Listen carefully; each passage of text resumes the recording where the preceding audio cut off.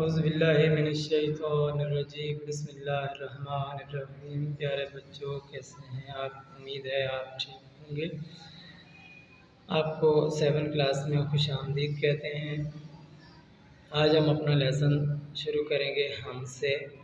حمد کا تعارف بیان کریں گے اور شاعر کا تعارف بیان کریں گے۔ حمد ایسی نظم جس میں اللہ تعالیٰ کی تعریف بیان کی جاتی ہے اسے حمد کہتے ہیں۔ حمد مذہبی شاعری کی اصطلاح ہے اور ایک معروف صنف شاعری ہے، یعنی کہ بہت زیادہ مشہور صنف ہے شاعری میں۔ ایسی نظم جس میں رب العالمین کی تعریف بیان کی جائے اسے حمد کہتے ہیں۔ یہ نظم مشہور شاعر حفیظ جالندھری کی تخلیق ہے۔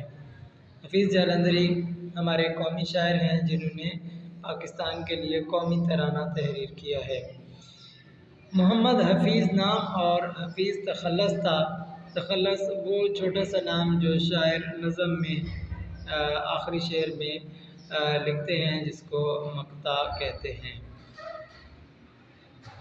سن 1900 میں جالندھر میں پیدا ہوئے، شعر و شاعری کا فطری ذوق رکھتے تھے۔ جالندھر انڈیا میں ہے، ہندوستان میں ہے۔ آپ شاعری کا ذوق رکھتے تھے، چنانچہ بچپن ہی سے شعر کہنے لگے۔ چھوٹی عمر میں ہی آپ شعر لکھنے لگ گئے تھے۔ زبان کی صفائی اور سادگی، سوز و گداز اور موسیقی ان کے کلام کی نمایاں خوبیاں ہیں۔ پاکستان کا قومی ترانہ ان کی ایک باعث فخر تخلیق ہے۔ پوری قوم اس کے اوپر فخر کرتی ہے۔ جب بھی قومی ترانہ پڑھتے ہیں تو حفیظ جالندھری کو بھی ضرور یاد کیا جاتا ہے، کیونکہ پاکستان کا قومی ترانہ بہت ہی اچھے انداز میں لکھا گیا ہے اور اس کو پڑھتے ہوئے ہر پاکستانی فخر محسوس کرتا ہے۔ انہوں نے دیگر بہت سی قومی نظمیں بھی لکھی ہیں۔ شاہ نامہ اسلام ان کی ایک قابل قدر تخلیق ہے۔ آپ 1982 عیسوی میں جہان پانی سے کوچ کر گئے۔